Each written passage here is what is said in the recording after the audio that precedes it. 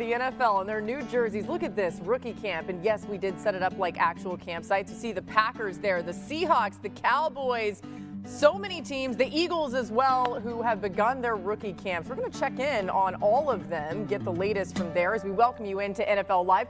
So glad that you are with us here. Jeremy Fowler joins us. He is my suit twin today. We planned this. We didn't really, but great minds think alike.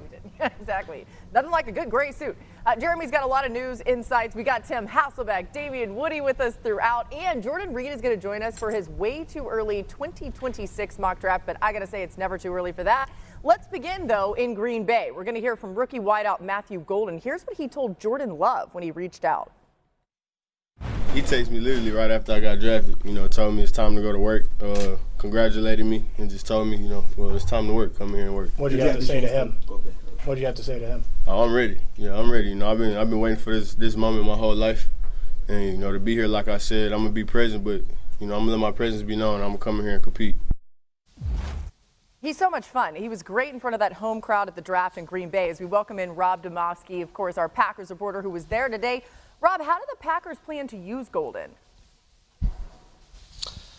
Laura, I'm sure you remember Matt LaFleur saying right after they picked Golden that he FaceTimed Jordan Love, and Jordan Love joked that I've got to get that arm loosened up to throw those deep balls to Golden's 4.29-second speed. But in all seriousness, what the Packers love about Golden is his versatility. They think he's more than just a deep threat receiver. Now, I asked LaFleur today, as rookie minicamp started, if he's already started to put things into the offense for Golden, and he said while he hasn't done that, he did during the evaluation process tell general manager Brian Gutekunst, this is how I envision using him. Obviously, Gutekunst must have liked what he heard because he went ahead and drafted him. But LaFleur said one other thing. He goes, I know that there's going to be something positive that pops up that we're going to see that we didn't see on tape that we'll be able to use with Golden. And he's going to start that process here at rookie minicamp when they hit the practice field tomorrow. Now, one note, Laura, about a veteran, the ongoing saga between the Packers and Jaire Alexander. They're all pro cornerback. Is he going to play here? Is he going to get cut? Is he going to get traded?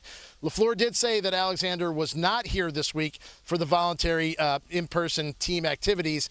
That's interesting to note because Alexander did take part last week when they did things virtually. They kept the players away because of all the stuff around here with the draft and logistically. So Alexander was part of the virtual stuff but was not here in person this week.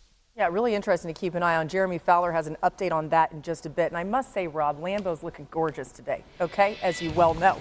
All right, the Packers have done their best to put solid pass catchers around Jordan Love over the last 4 drafts. They've taken 7 pass catchers in the first 3 rounds, 5 wide receivers and 2 tight ends. However, Matthew Golden is the first receiver they've drafted in the first round since 2002, and it's the first time they've taken 2 wide receivers in the first 3 rounds in the common draft era.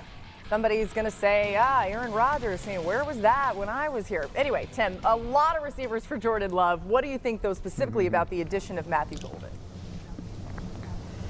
I think it's great, because he's super talented. I mean, just watch it, even the highlights that we were playing there. You see his speed, and I do think he's, more versatile, as Rob Demovsky was, kind of referring in terms of the optimism, in Green Bay of what type of player he can be. And I would say, I actually think Green Bay has had a pretty good receiving core, especially when you factor in, their tight ends and the way that they've played. And so, to me, it really wasn't this glaring area of need, other than to say some of these young, productive wide receivers that they've had, they've been injured. And so because of that, I think, getting a dynamic player who's young, kind of build, into the room, I think should be really exciting for Packers fans. And so, look, they did that, but they also did other things. They still, addressed the offensive line in the 2nd and 7th round. Like, there are other things that they need to do, but I do believe the continuity in Green Bay and what they're building around Jordan Love, look, I think gives you a lot of optimism for how they're going to fare in the division.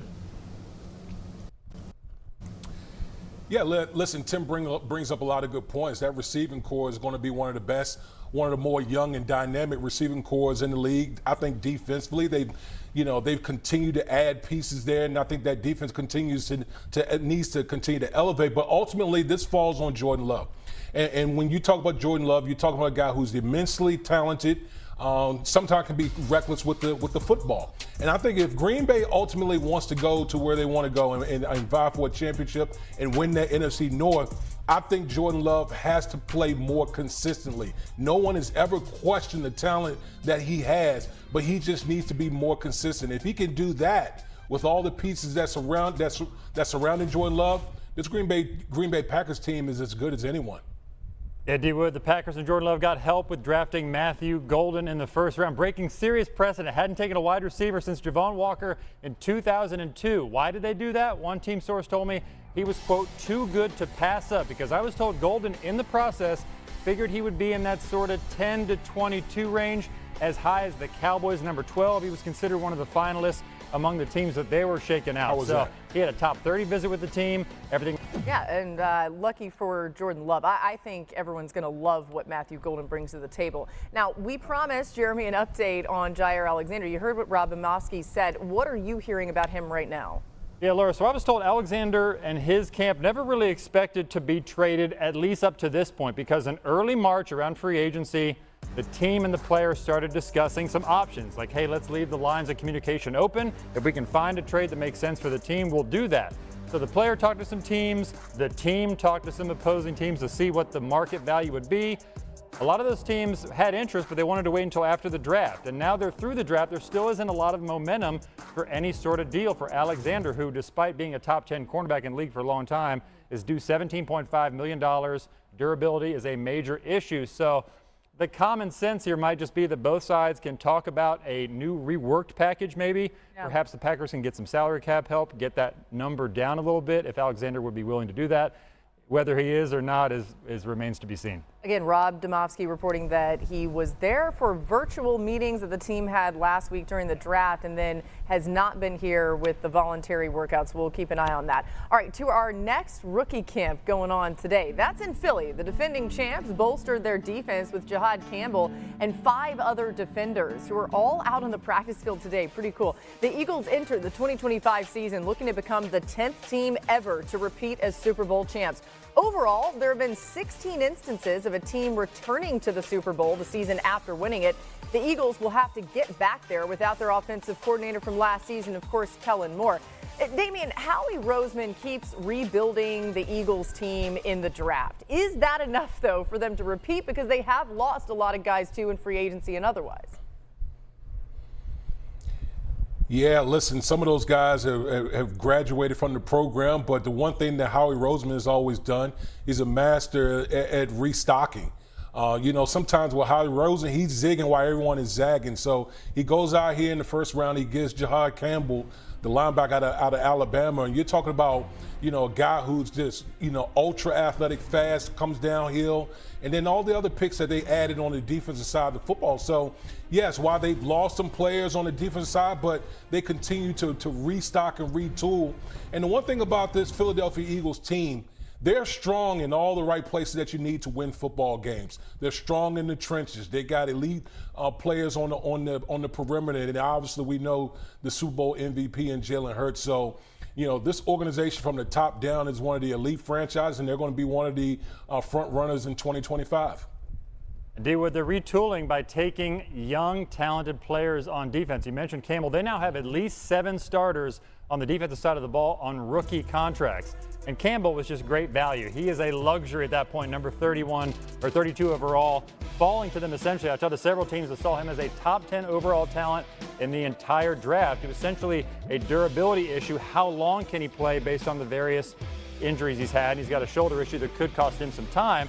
But the Eagles figure, hey, if he misses time, it's going to be great for us. That is all good. But Howie Roseman is breaking precedent here. The Eagles had not drafted a true linebacker since 1979 in the first round. They had never done it, didn't prioritize the position, typically didn't pay those players a lot. Now Zach Bond got paid, Jaire Campbell in the first round. So they are clearly trusting Vic Fangio after his Super Bowl performance to develop young players at positions he cares about, like linebacker. That was Jaire Campbell, by the way, on the screen, who you just saw wearing number 30. Tim, there's so many ways that it can go wrong for teams, right? We know how hard it is to even get to the Super Bowl. What's the biggest challenge as the Eagles try to repeat? I think surviving losing Kellen Moore. The reality is a couple years ago, the Eagles lost both coordinators and they fell apart. throughout the season. And I think it was hard for Nick Sirianni to kind of manage the coordinator changes.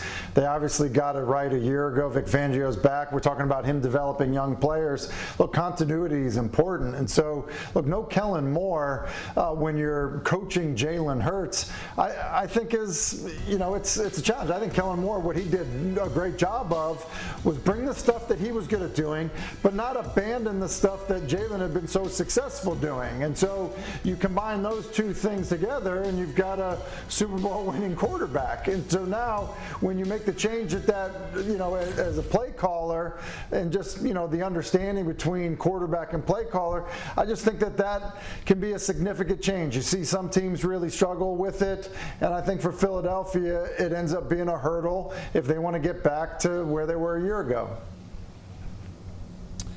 Yeah, listen, if there's one thing that Jalen Hurts has dealt with is a lot of different play callers throughout his career, not only in college, but in the pros. And